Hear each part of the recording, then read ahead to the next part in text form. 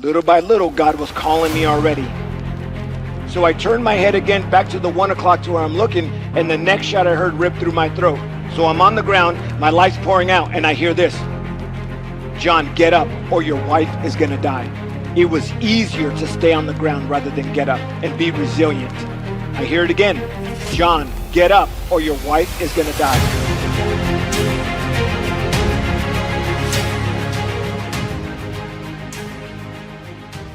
So the guy that went to war, that your fiance had married 17 days before, or just less than a month before he deployed, was that the same dude that came home? The guy that she married? Not at all.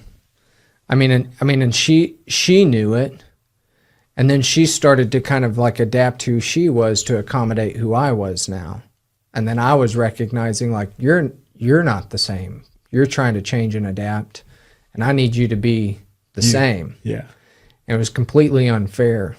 And then that led to, of course, I'm skipping a lot of just kind of the small things that add up, but as it adds up, what it added up to me, for me, was 14 years as an emotionally abusive and manipulative husband.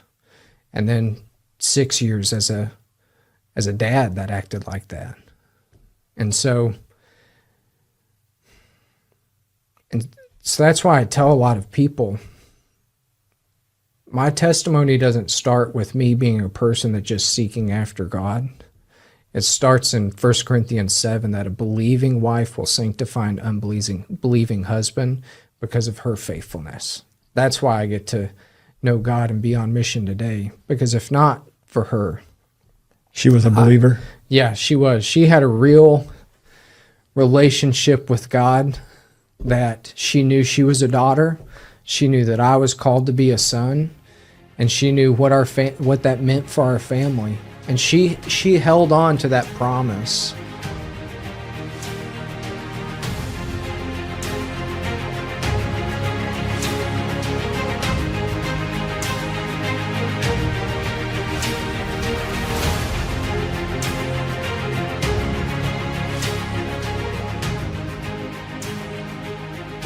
Friends, welcome back to another episode of a Life Transformed podcast. I'm John Arroyo. Today, I got one of my best friends with me. This dude is a warrior. He was a Marine. He's the first Marine in the Transform studio. Okay, don't hold it against him, guys. Don't hold it against him. But this warrior, this devil dog, and I don't like using that term, but we use that in the Marine term, but this warrior is a warrior to warriors. He is going in an active war. He moved his family to Israel to minister to IDF soldiers. He has been ministering to U.S. soldiers for such a long time, and the Lord can trust him. Friends, this is going to be a phenomenal story, and you don't want to change that channel. All right, let me introduce you to my buddy, Jake Pulaski. Jake, welcome to the Life Transformed podcast, bro. Thank you, man. It's an honor to be here. Wow, I was just pulling up my notes. Sorry. Jake, you got a phenomenal story. There's been a lot. There's been a lot in your story. You're here personally, but we were going to do this, I think, a few months ago when you were in Israel at the time. Right. Bombs were coming in. There was a lot going on, and you were like, all right, we can do this, but it has to be from this time to this time, because if not, I'm in a bomb shelter the rest of the day. Alarms going off, yeah. Yeah, like, oh, hey, I'm in the middle of a podcast. Sorry, we got to get my family into a bomb shelter. Yeah. That's tremendous. But you moved your family there because you guys heard God. You heard God call you guys to Israel. You're an Iraq veteran. You're a Marine. The last thing you wanted to do is put yourself in a war zone again. The last thing you wanted to do is put your family in a war zone. Right. But you were obedient. Right. Dude, you got so much to say, Jake. You got so much. But before we go there, you're like, you're ready to pounce. You're like, yeah. All right. But before we go there, let's just, catch everybody up on the Marine. Like, what made you a Marine? What made you go to the Marines? And then how long did you do? Did you deploy? I heard that's where you met your wife. Like, what did the Marine Corps look like, and how did you end up there? I ended up there by running away from home. I mean, I was trying to get away from everything that was happening in my hometown and decisions that I had made that had affected people. I grew up in a pretty normal household.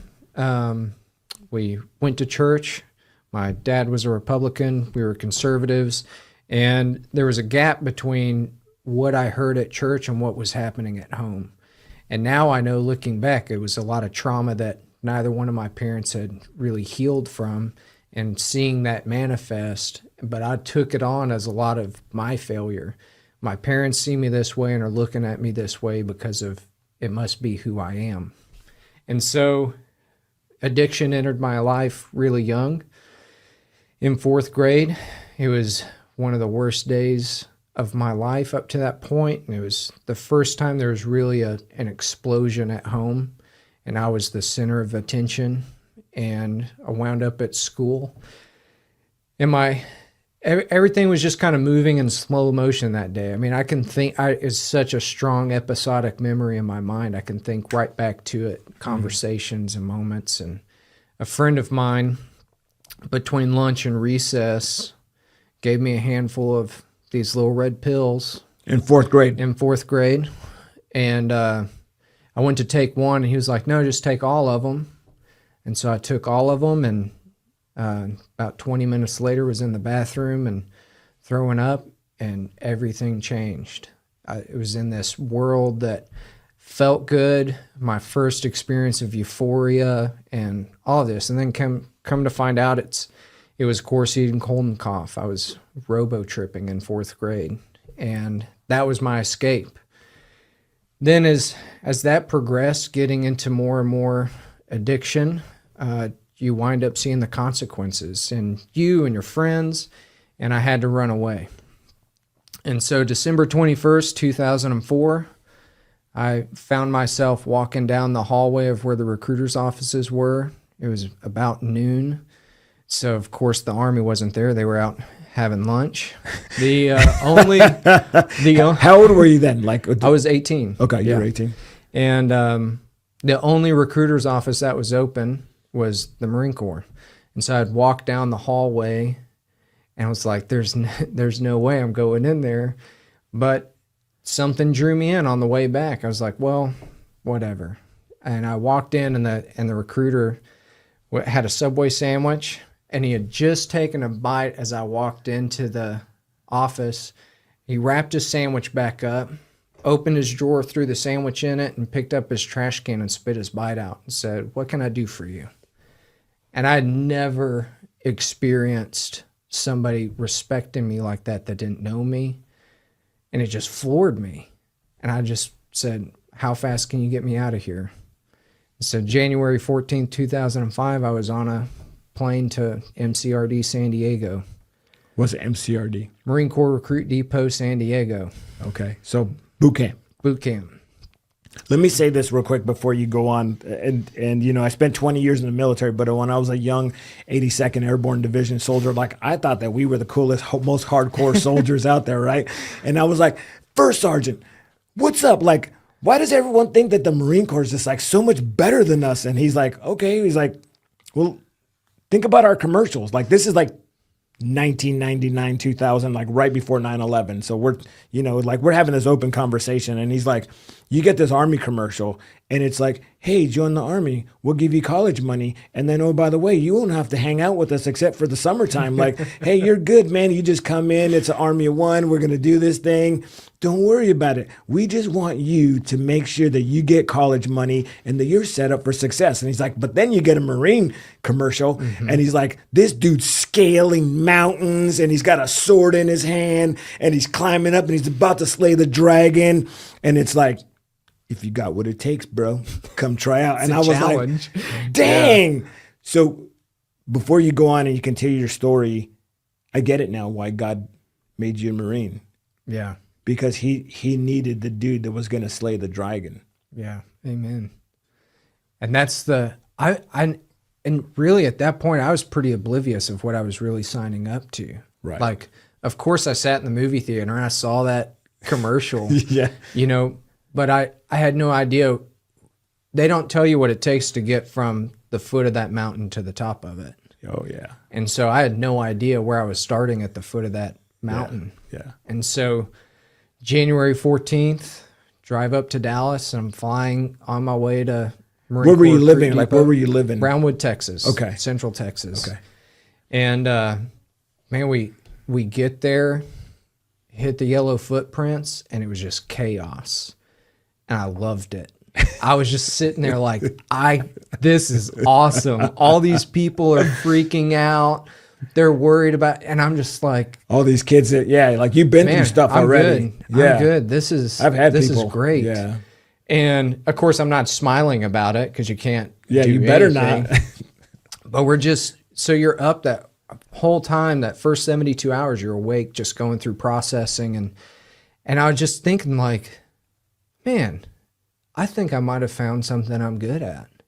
Yeah. And so get through recruit training, which all of it was like, even when you're doing push-ups in the dirt and your nose is bleeding because you're dehydrated, I remember just thinking like, if this was 5 years of just wake up and do this, how amazing would that be? Like, that would be an amazing shape. You're probably the only dude. The tenacity that I would have to accomplish the mission that. at hand. Like, this is crazy.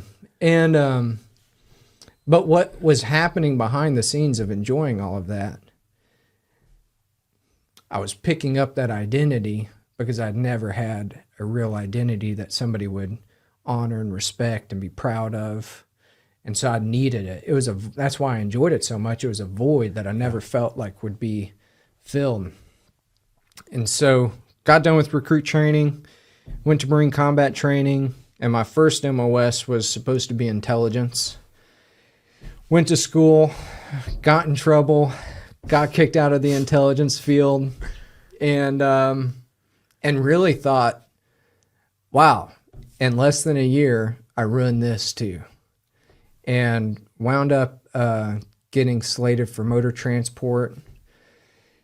Wound up at motor transport school. And Intel school, you're getting a 3-inch binder like every 6 weeks. Yep. And that's what you're going through. You show up to motor transport and they give you a piece of paper. And that one piece of paper is just like, has the nomenclature of the vehicle that you're studying for the next couple of weeks. And that's all the information you have to learn.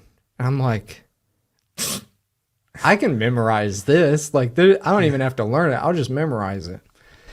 And so I kind of fell back into that mentality of like, I'm just going to cruise through this because I already ruined it.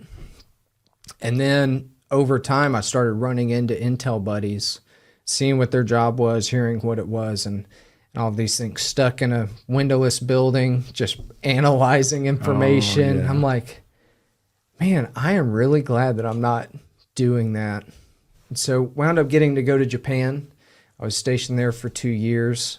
And that's where I really got to see what an adventure was without it being like substance use and abuse. Yeah.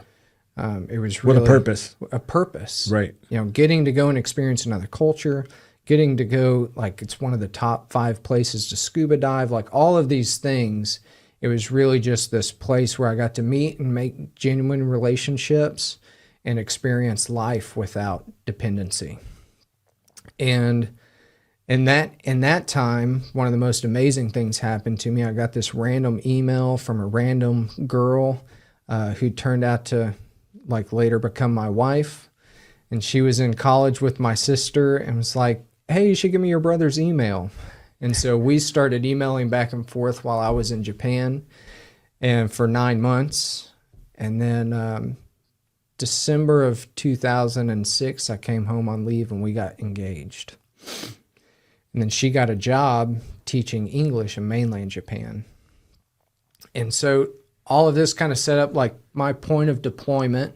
Finding out about that was the end of 2007 when we were still engaged. She was on a work visa in mainland Japan.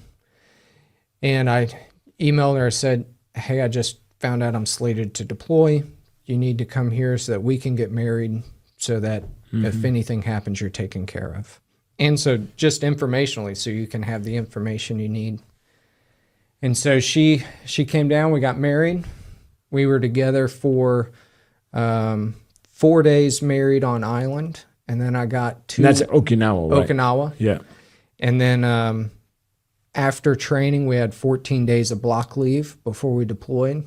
And so we were together 18 days married before I deployed to Iraq. And yeah, was in Iraq for just under 11 months. And we were basically roving QRF.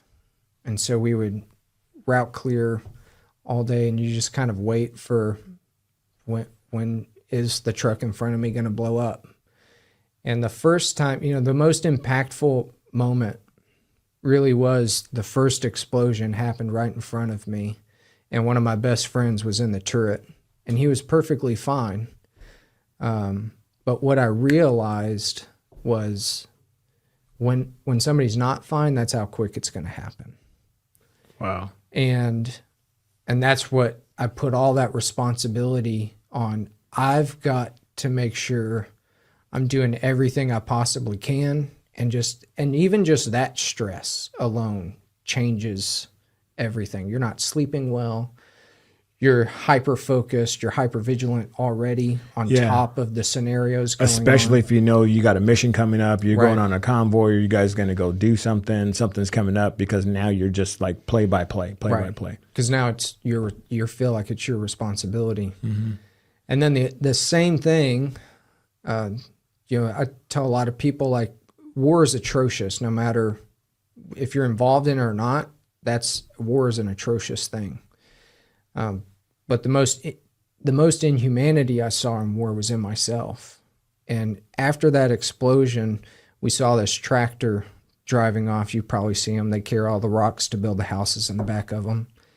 And we take off after, and we have these 3 guys on the ground as they're inspecting the truck, and they're just sitting right in front of me.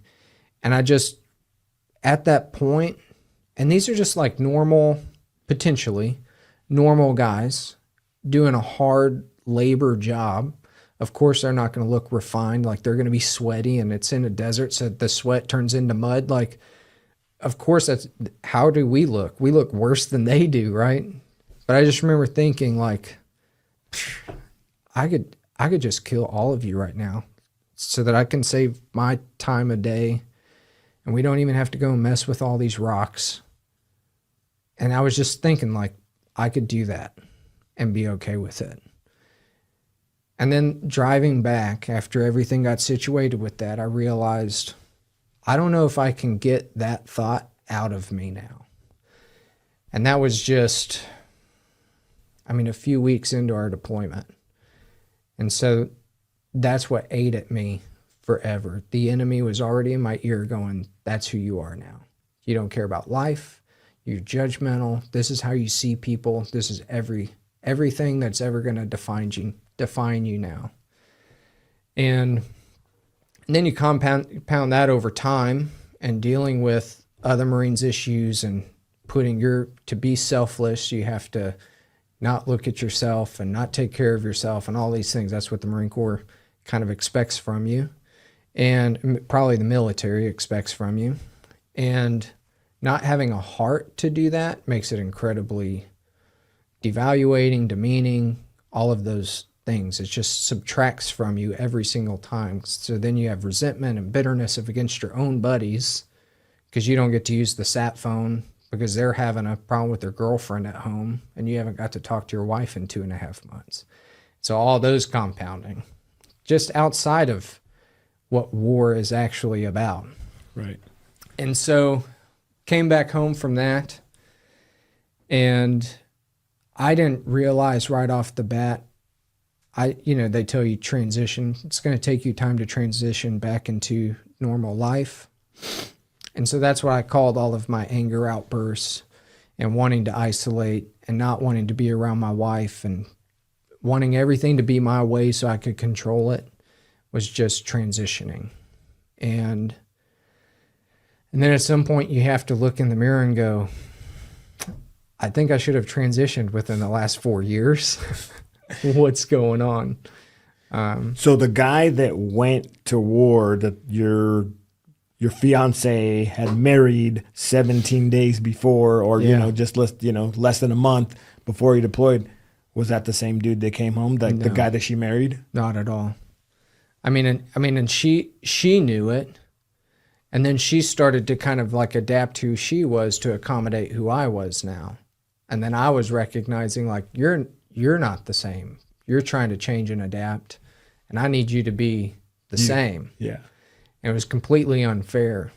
And then that led to, of course, I'm skipping a lot of just kind of the small things that add up. But as it adds up, what it added up to me, for me, was 14 years as an emotionally abusive and manipulative husband.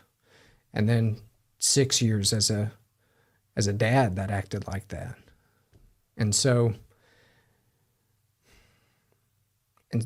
that's why I tell a lot of people, my testimony doesn't start with me being a person that's just seeking after God. It starts in 1 Corinthians 7 that a believing wife will sanctify an unbelieving husband because of her faithfulness. That's why I get to know God and be on mission today, because if not for her.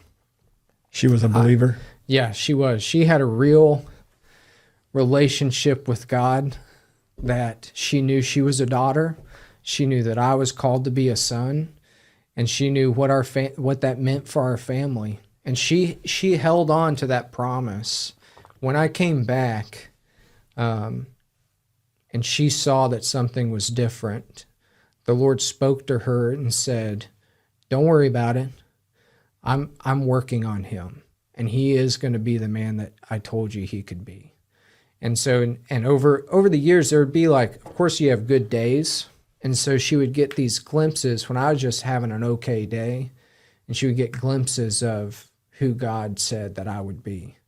And that's what allowed her to keep holding on.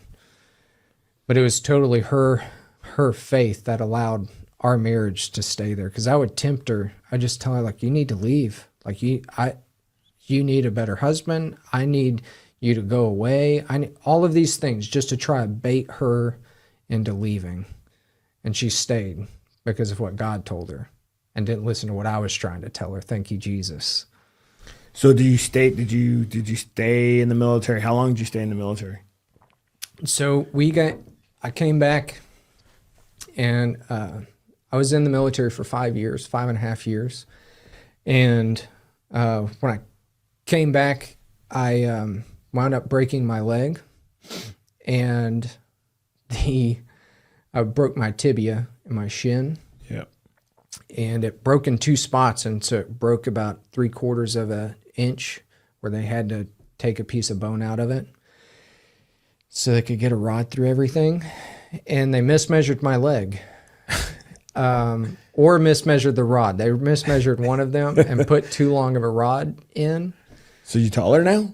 I'm lopsided. I was lopsided for a few years. Oh shoot! Yeah. And so the calcium wound up growing up and eating all the cartilage in my knee, and then that made me unfit for duty, reenlistment. And so I actually had a reenlistment packet in California. My last year we spent in Camp Pendleton, and so I ended up having to take that back, and I had to basically go and beg a doctor to sign. You go from limited duty to light duty. I had to beg them to go from limited duty to light duty just so I could get out of the Marine Corps. Because since I was first term, nobody told me about being medically separated and just hold on and let the process work. It was like, hey, you're just kind of in this limbo thing, and like you either need to get out or not. But I couldn't stay in. I didn't know how to get out, and so I just went to this orthopedic surgeon. Was like, I need somebody to sign these papers because I don't know what to do. And so I was looking at becoming an LA police officer. They had like an $80,000 signing bonus at the time, and immediately, like as soon as I got out, I realized, well, if they're not going to let me be in the Marine Corps, they're probably not going to let me be a police officer with this injury. And I kind of realized, I could barely walk 30 feet without just pouring sweat from being in pain.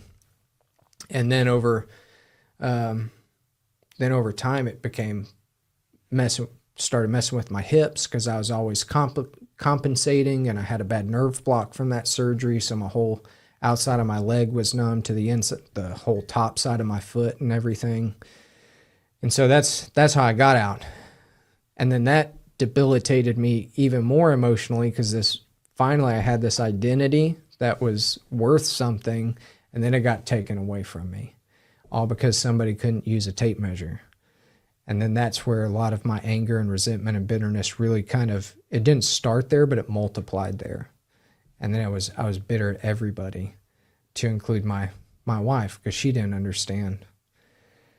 And then getting out and realizing I can't be a cop either, I just kind of put my hands up and told my wife, like, pick where you want to live, and I'll figure out what I can do when we get there. We're just not going to go back to my hometown. And she said, okay, and we moved back to Texas. Wow. So you guys moved back to Texas. How did you end up coming back, making that transition? You came back to Texas, and then from my understanding, you partnered with someone and opened up a motorcycle shop and like doing custom bikes and like, I mean, from my understanding, you're like leather work, painting, straight up Jesse James style stuff. I don't know about as cool as Jesse James. Yeah, you weren't. He had the persona and everything. Yeah. I just had the work ethic. Yeah. So I came back. I bought my first motorcycle, and it was just a heap. But I realized in fixing it calmed me down. Like if I could work on a bike, it calmed me down. It gave me something to look at and see progress and to be.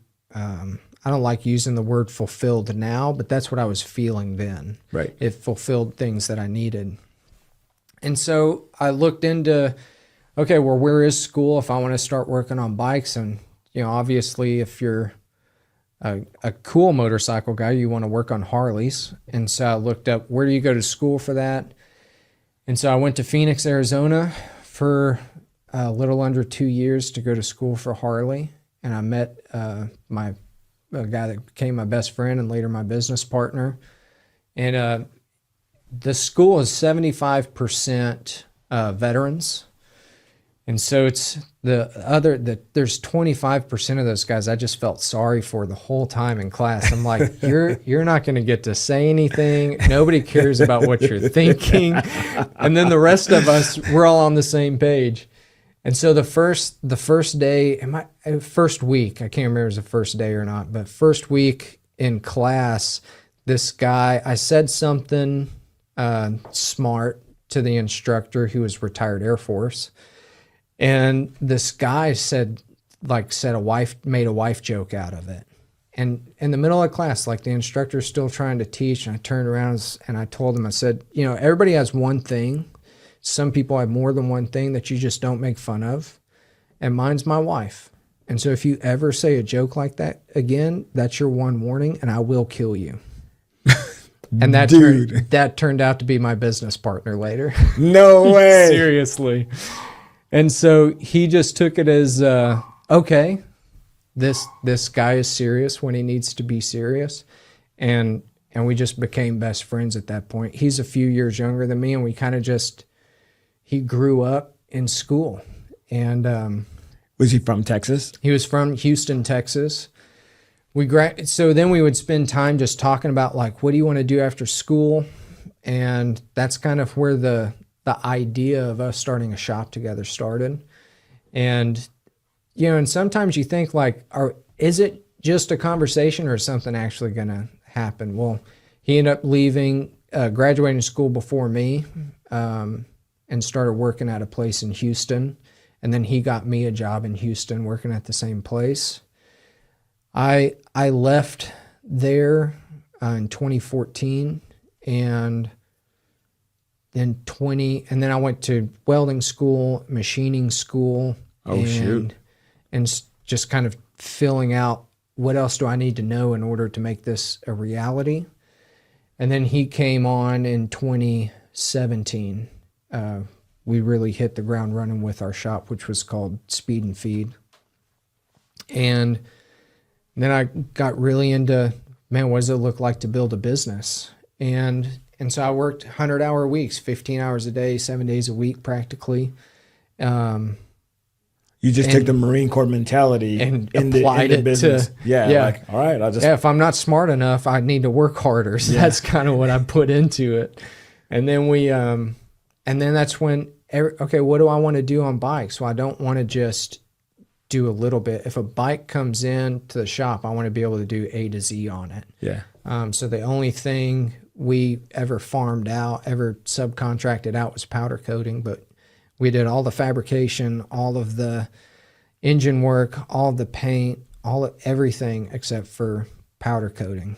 And made it a pretty successful business. And it was a lot of fun. It was a lot of pain. There was a lot of pain in building a service business. But we were looking at like longevity, like, okay, can we scale this thing to multiple locations? Right. What can this look like? And it was looking like we were going to have the opportunity to do some of that stuff in the future. And, and then it kind of brings in, when the Lord met me, was that some of the greatest success, our biggest year was when the Lord met me and kind of gave me an opportunity to relinquish that identity too. Because as you're building a business, especially something that's service related and the product is all of your sweat equity, all of your hours, all of the determination that you have to like be able to do that. I mean, you see a piece of you roll out the shop when it leaves. It's like an artist. Yeah. Right. It's totally. like an artist. Yeah. Totally. And so and then because it is so important to you, it's like a kid. Every time a bike leaves, it has to be perfect. Yeah. It's like raising a kid, and then like you bring them around your friends, you're like, I hope they see how awesome my kid is. I mean, and that's how you feel about every single bike.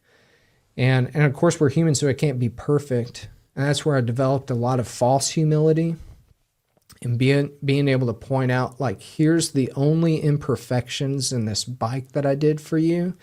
And you would never see them unless I pointed them out to you. So I'd point them out because I had humility. But really what I was saying is like, you would never know this bike isn't perfect unless I showed you where I couldn't quite get it just the way I wanted. Wow. And so my Marine Corps identity got taken away from me. Now my identity was I'm Jake Pulaski, owner at Speed and Feed, and everything that, kind of went along with that. We had a lot of opportunities that shops like independent shops don't have on just special bikes that we got to work on and be a part of and stuff like that. And that was who I was 100%.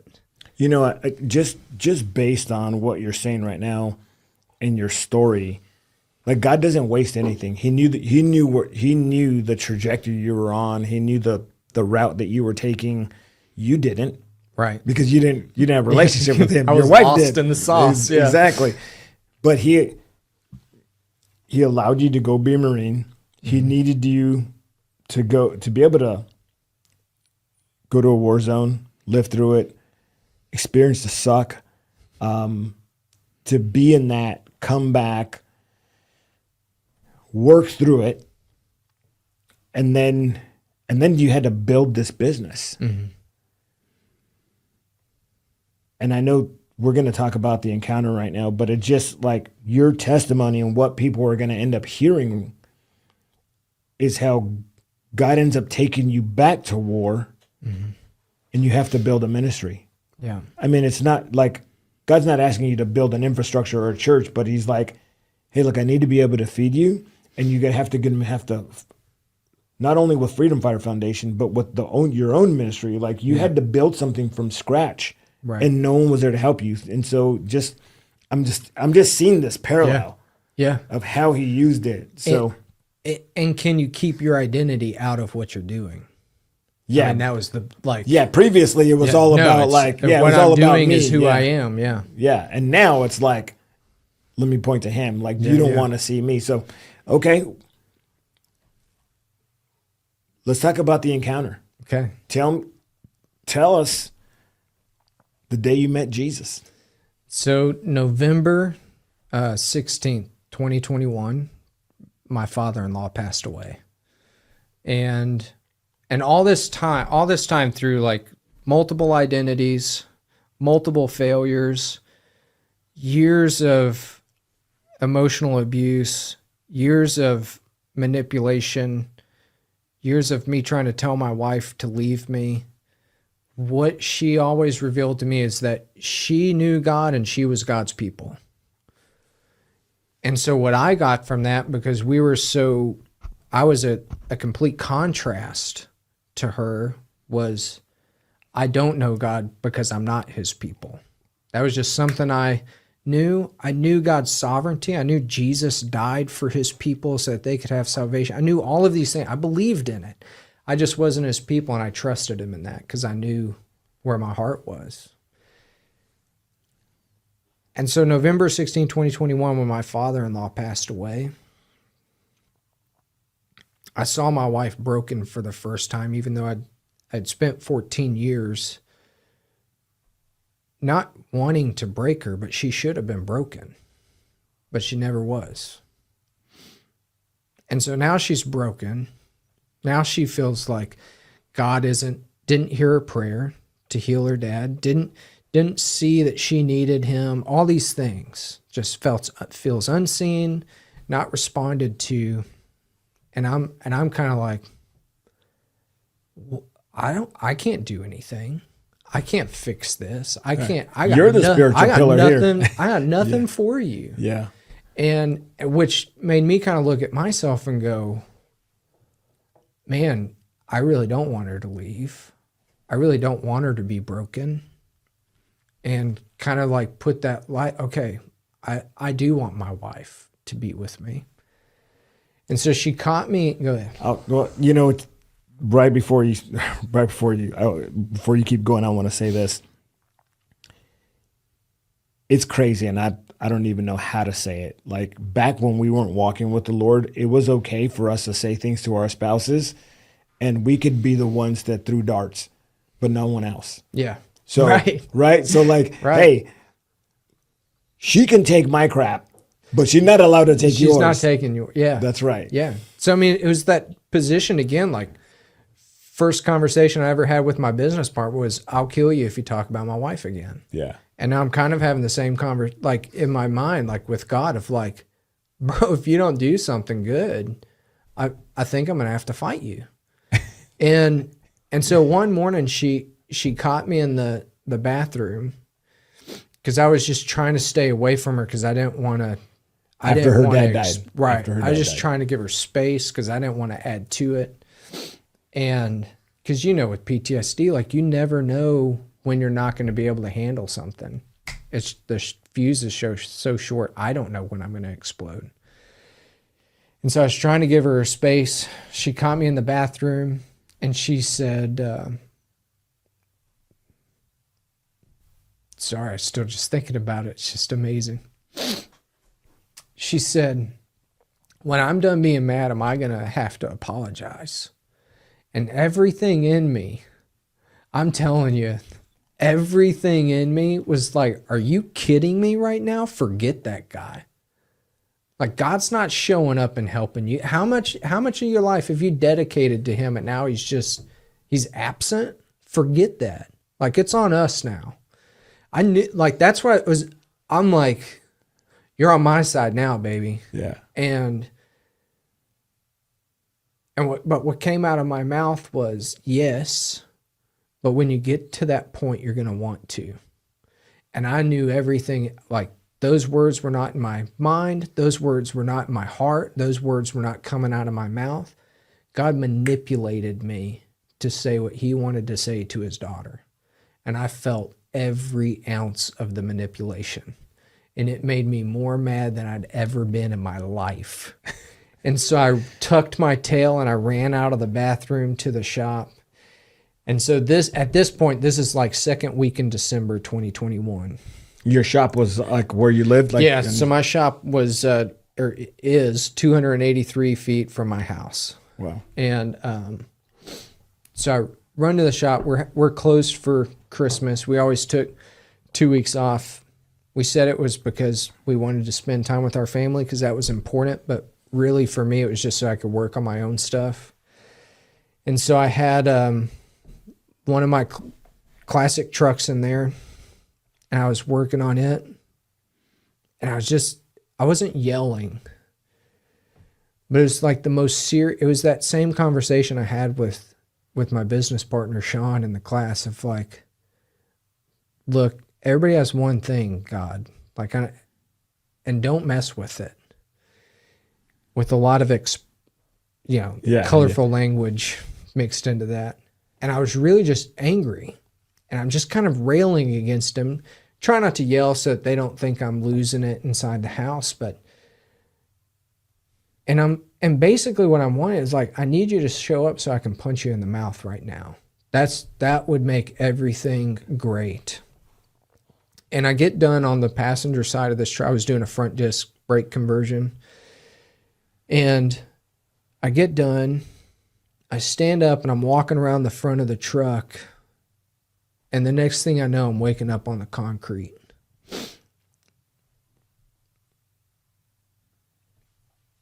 And I'm already crying.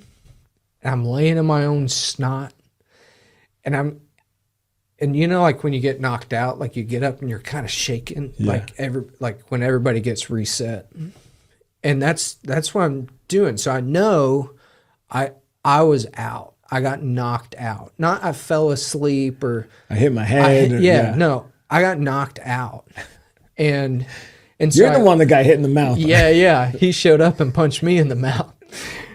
And so I make my way over to the desk, and I'm sitting there. I'm doing my post-combat inspections, and I'm like, okay, am I okay? And I'm cleaning my face up, dude. And when I'm saying like my face was draining, like I had never cried like that ever. I mean, it was a mess.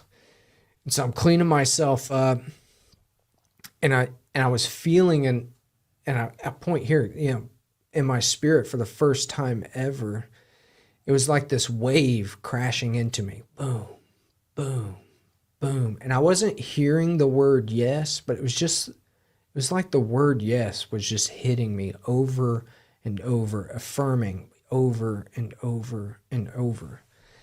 And even calming down and like getting my bearings and knowing like, okay, I'm in my shop. I'm okay. I don't feel concussed. I'm not bleeding. There's nothing going on. That feeling never went away. I had a bearing on reality and then was feeling this inside of me at the same time. And so I make sure that I look okay. We had a stack of our shop shirts in there. So I changed shirts because I'm telling you, it was a mess. Change shirts, run into the house. And even this part was a miracle. I ran in the house and grabbed my Bible. I didn't look for my Bible. I didn't ask my wife where my Bible was. Like I just went and I grabbed my Bible. And I can tell you where it was sitting right on top of my shift robe.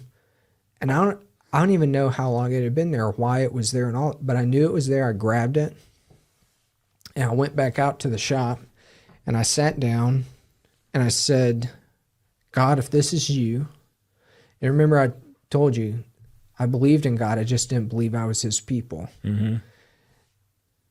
I said, if this is you, then I need you to show me how I'm your people, or else this is completely pointless and you can leave me alone. And it wasn't one of those moments where you open your Bible and just close your eyes and point to it and like, oh, that's for me. It was literally like he said, okay, open your Bible. I opened my Bible and he's like, okay, now turn to the left. Keep going, keep going, keep going. A few less pages, a couple pages, the next page, left side, go up, stop. And I remember so vividly looking at the page. I could see the words. I could see my finger was pointing to this line. I couldn't make them out, but just thinking like, I wasn't saying, like, I mean, you just spoke to me to get me to this point. And I just remember, like, in my heart, hoping it meant something and wasn't like something pointless. All of the stuff that you've been through in life, right? Like, yes. And so it was Ezekiel 36 and the last few words of verse 28. And it literally says, you will be my people and I will be your God. And I didn't know Galatians 2:20 at the time that says, for I've been crucified with Christ. It's no longer I who live, but Christ. I didn't know any of that. But it was like, okay, I give up. I surrendered down to my toes. That's how undone. I just like, okay, fine. I'm your people. I give up. I'm ready to die. Just kill me. And he was like, okay, back up a little bit. And verse 26 says, I'm going to take out your stony, stubborn heart. I'm going to give you a heart of flesh. I'm going to put my spirit in you so that you'll obey my decree and follow my regulations. Wow. And he said, this is what I want to do to you. And I said, okay. And it was when I said okay to that, to like, will you give me your heart and will you take my spirit? That's when I knew the redeeming power of the blood of Jesus. Like, it was instant. I mean, it was fire. I didn't need my wife to forgive me or say that everything was okay. I didn't need to apologize. I was redeemed. Wow. And so I like took off running to the house, like to tell her, like, I'm back, baby. Like, this is, it is Remember the over. guy that you married 17 days before he went to war? I'm back. And so I get into the house and I'm right in front of her and she's looking at me like, what? I mean, I think she's probably thinking like, did you cut your hand off? Did you like, cause I came in with intensity and I went,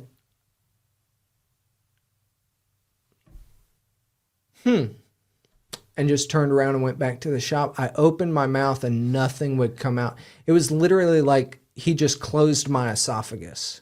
Air wasn't coming out. Words weren't coming out. It was just that stuck point. Not yet. Not yet. Not yet. And so I ran back to the shop. I pulled my phone out. I opened voice memos and I'm like, this is Jake Pulaski. I just woke up on the floor and I'm saying this so I can find out if I'm concussed. Played it back. This is Jake Pulaski. I just woke up on the... I'm like, okay, I can talk. What just happened? And I had never read Ezekiel before, but what I heard in my spirit was devour my word. And later when I read through to Ezekiel, I was like, oh, it's really quite humorous that's what I felt. And so I wound up reading through Acts, and then I read through the New Testament, Gospel to Revelations, and then I read the Bible cover to cover in about a week's time, from 3 o'clock in the morning to midnight every day. And in that period of time, I don't remember eating or drinking or showering or nothing. I would just wake up at 3 without an alarm clock, and I would just go and read. And then at midnight, I would get tired, and I would go inside and go to sleep. And that's when everything changed. I mean, the power of the living word as I was reading it was literally separating my spirit and flesh, my true identity from my false identity, God's will from my own will. I mean, every single aspect of who I was being transformed. And then at the end of that's when I was able to go to my wife. And it kind of came out a little bit bizarre. I was feeling very manic during this time. And, but I came in one day one evening and I said, man, I understand Abraham and Isaac now. Now, the thing is also, from my understanding, she didn't know you were reading your Bible. She No, thought you were working, right? Yeah. This whole week. For a week. She thought I was just working on my truck. And then I come in one day, and she's sitting on the couch. I sit down in the recliner. She was watching something on TV.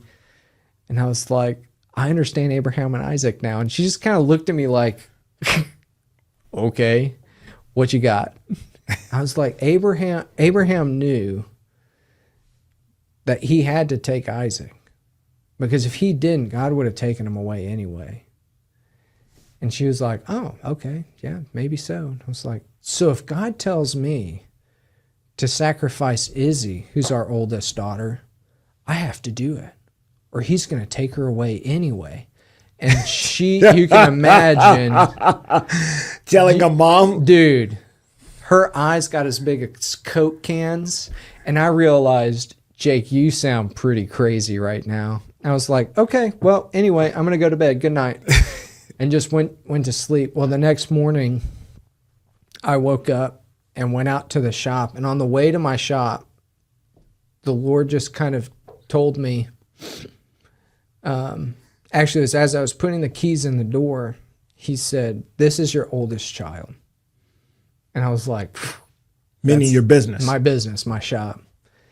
And I was like, man, that's a really weird thought. And I unlocked the door, and our shop was like, we used to have crazy cool, like you just walk in, there'd be all these bikes, classic cars, like cool. I mean, it just was awesome. Like Gas Monkey Garage. Yeah, like crazy stuff. Yeah. And I would literally sometimes just walk in the door and take a picture of what it looked like coming in the door. And I'm just like, oh, that's so awesome. And then I wouldn't share it on Facebook just because that would be, yeah. But in my heart, dude, I was so corrupt. And so sad part is I share it on Facebook. Yeah. But I loved going to work. I loved seeing what was in there, what was going on. That became your identity. It was my identity. Right. Even when it was the worst time, the hardest time, the most frustrating time, I loved it. Even while you were this veteran, broken, tibia, unbalanced, like that became your outlet. Yeah, totally. I mean, and that's what became worth working through all the pain. I mean, I can go down a list of all of my physical issues that I had to, use alcohol, use weed, use ibuprofen to the point where it was jacking up my whole GI tract. All these things just to make it through the day, but it was worth it to me. And that's why. It's because that's who I was. I had to be there because if somebody showed up, they needed to see me. And that's the other thing about your encounter that I believe we've talked about. You were absolutely delivered of everything and healed. Everything and healed. Like physically. Yeah. So so before we go on, I'll go over that. So I had traumatic brain injury with no short-term memory and no memory recall. I had chronic migraines. My migraine medication had given me Bell's palsy, so I had to get off of that medication. And like real migraine, it used to frustrate me when people would be like, they would show up somewhere with a group of people and you're like, oh, I have such a migraine today. I'm like, bro, that's not a migraine. That a migraine is completely debilitating, dark room, and you're not doing anything. Like you can't even breathe loud. And so that was the level of my migraines. I would sit 8 to 12 hours in a shower, just letting cold water run over me. And if anybody opened the door, they were getting a mouthful of 4-letter words. And then I had my knee that needed a knee replacement, but the VA said I was too young because they don't want to give you 2 of them on one leg. I had the neuropathy from the nerve block. I had hip displacement issues from compensating for years. I had 8 bad discs in my back, and the bottom, my lumbar vertebrae were rotated 90 degrees. So that was everything that I was dealing with trying to get through the day. And I could barely walk across the shop without being in excruciating pain. I would be painting a bike. I'd make a pass in the paint booth and go and sit down because I couldn't handle standing anymore. And when he met me and changed everything in my spirit, he took all of that away too. And I was, you get comfortable in your pain, in your uncomfort. Yeah. Your tolerance just goes through the roof. And then people wind up with pain and you kind of discredit their pain because you've been dealing with yours for so long. And so I kind of went through, well, I'll get to like when I recognized my healing in a minute, but so walking in the door of my shop was a big deal to me. Every time I got to, I would take a minute, take a breath, soak it all in, and then get to work.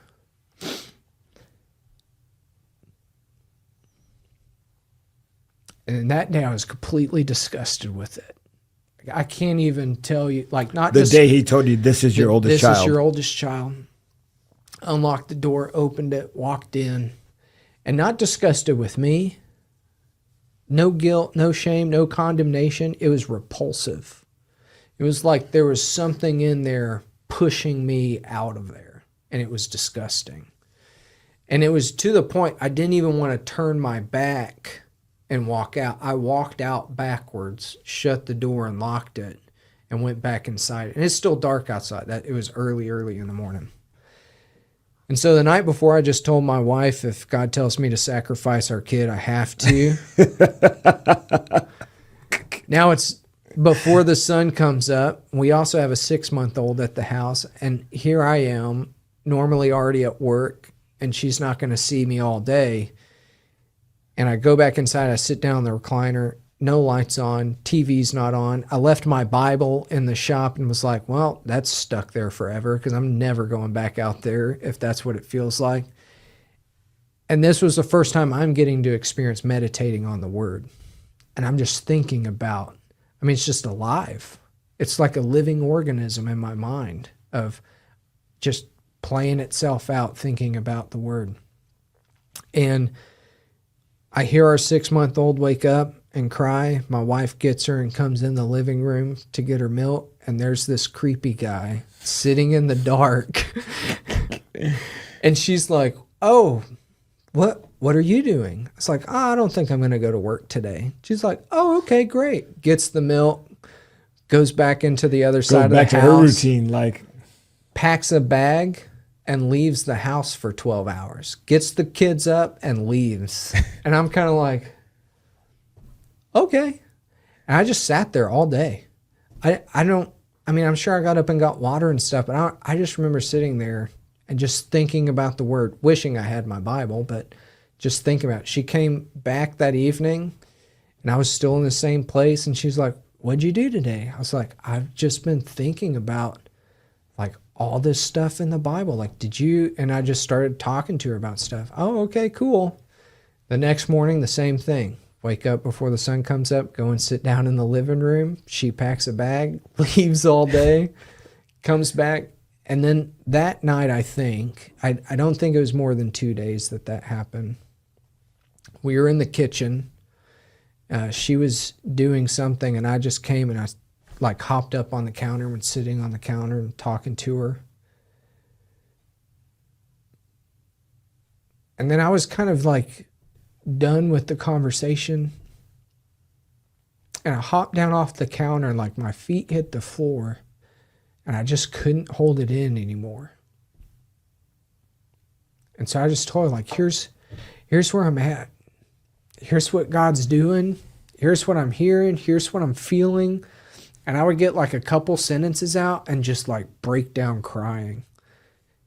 It was like that time of lamenting. Like I was telling her where I was, but what I was doing was pushing everything that I wasn't and everything everywhere I hadn't been and all the things I hadn't done to make room for what I felt God was doing at the time.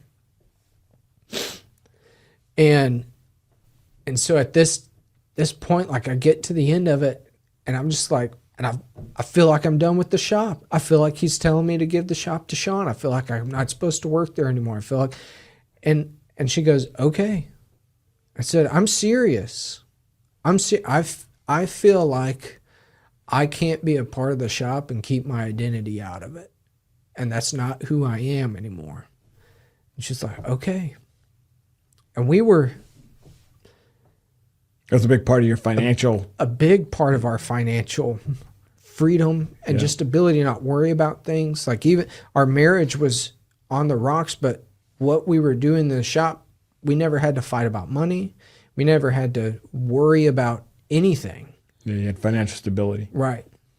And so even in all of the like relationship insecurity, there was just natural security that we had in what I did.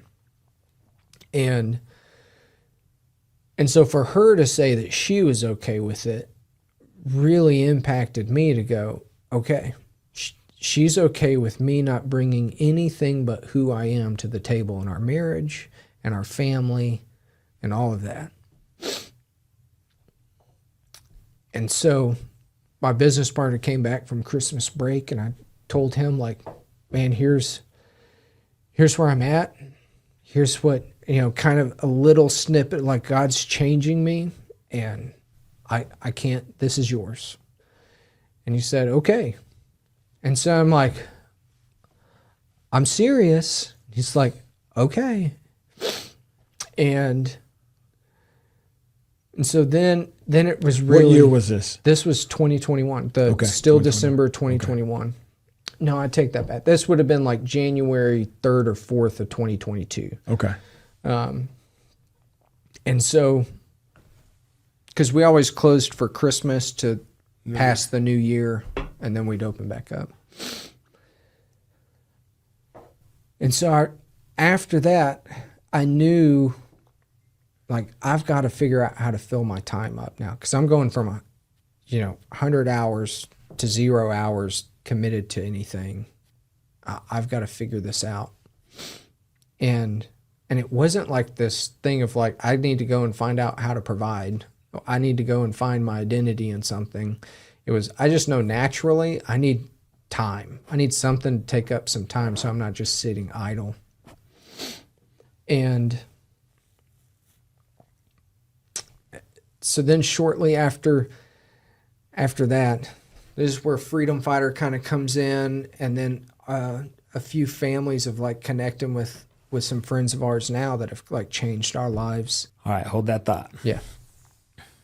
All right, friends. Well, this is a story that it's a radical transformation. It's an encounter with the Lord where the Lord takes a Marine who has been broken, not only from war. You heard him from the beginning. Brokenness didn't start in the military. It started as a young boy. It started with addiction. It started with things going on at home. So friends, stick around for the whole story as we come back with Jake Pulaski, and he talks about how now he uses what God has done, and he helps U.S. soldiers, he helps veterans, and he helps IDF soldiers in Israel. All right, we'll be right back with Jake Pulaski. We would have a meal with them, and then know somewhere between 10 o'clock, 9 and 11 o'clock, we'd have to go to the bomb shelter. We would meet all of their neighbors in the bomb shelter, and they would get to see what true peace was. Wow. And it really was this place of like, I'm not going to try and come in here and convince you of anything. I'm just gonna here live with it. you. Yeah. I'm here with you, and you get to see what peace is.